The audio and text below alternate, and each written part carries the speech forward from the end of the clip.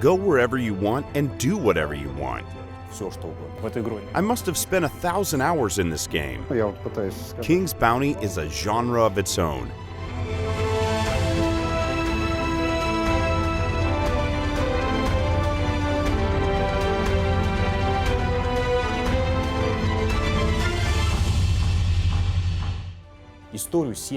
King's Bounty series has gone through 3 major stages. The first was its inception back in 1990, when John Van Caneghem made the first game. It became a milestone in the video game industry and paved the way for the Heroes of Might and Magic series. Then in 2008, Onesie Entertainment and Katauri Interactive brought the franchise back with King's Bounty: The Legend, which was very well received both in Russia and across the globe. I think we were incredibly lucky to get a hold of such a reputable brand. It all began back when I'd been talking with Dmitry Gusarov, creator of another popular series, Space Rangers, about his next project. He showed me his drafts for a strategy game with turn-based combat, and at some point mentioned that he would love to create the next King's Bounty. I told him I'll think about it, and it all came together. In 2008, Onesie Entertainment and Katauri brought King's Bounty back. It was sort of a remake of the original King's Bounty from 1990, but scaled up to the modern standards. Now we're working on King's Bounty 2, which takes all the best features from previous games and takes the series to the next level. King's Bounty is a unique franchise developed by different people and in different technological eras. But even though it keeps evolving, it stays true to its roots and keeps the spirit of the genre that was established back in 1990 by Van Caneghem. What do all games in this franchise have in common? First off, turn-based tactics, which is probably the most interesting part, but it's also an RPG, with a hero who explores the world, completes quests, masters new skills and spells, and so on. So it's a fusion of RPG and strategy.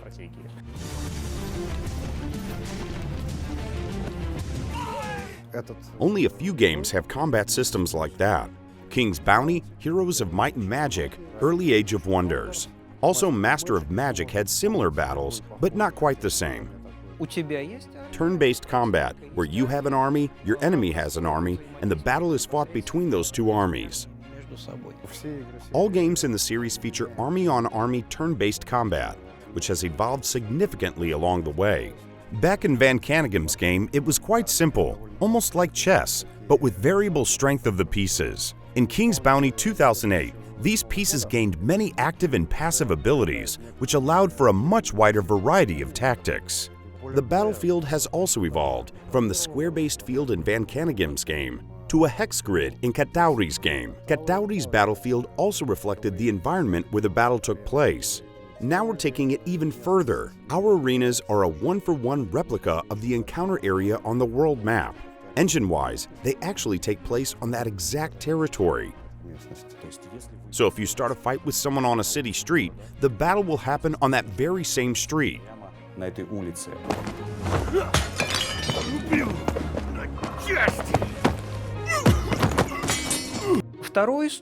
The second pillar of King's Bounty gameplay is its main character, an adventurer who completes all kinds of quests, explores the world, finds treasures, and in the end, solves some global problem that serves as the focus of the story. The original King's Bounty featured simple exploration and story. King Maximus is dying, and you have to find a scepter, as I recall. To find it, you need a map. So you go from island to island looking for pieces of that map. Back then, the main character was just an adventurer who didn't even have a proper name. He was basically a troop carrier. The following King's Bounty, the one made by Katauri in 2008, had a distinct plot. At first, following the adventures of Bill Gilbert or one of his two alter egos. Then the story of Princess Amélie. It featured many well-written quests that let the players get a good feel for the world, its inhabitants, and their own character.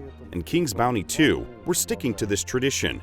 We have a great storyline, and the player always has a clear goal. The system of ideals is an integral part of the narrative, because at certain points, some of the branches will open up and others will close, depending on what your ideals are and what choices you've made in the past. We hope that gamers will play King's Bounty 2 multiple times, using different protagonists, or maybe the same protagonist with a different set of ideals.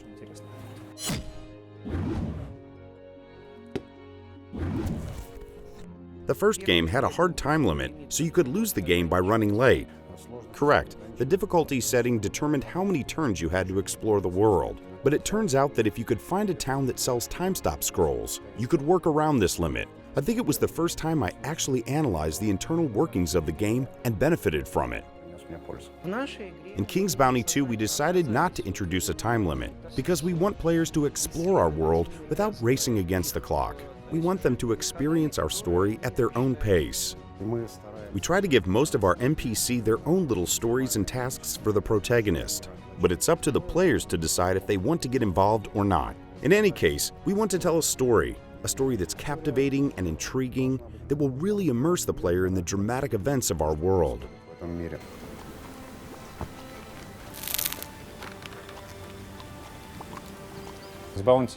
King's Bounty is probably in the top 10 most prominent games created in the post-Soviet states, and of course, we're proud of it.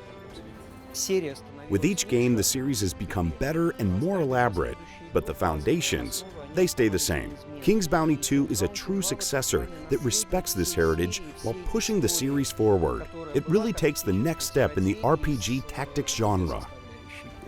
Even though King's Bounty 2 looks very different from previous titles in the series, and the story takes place in an entirely new world, this very much represents the genre that is King's Bounty.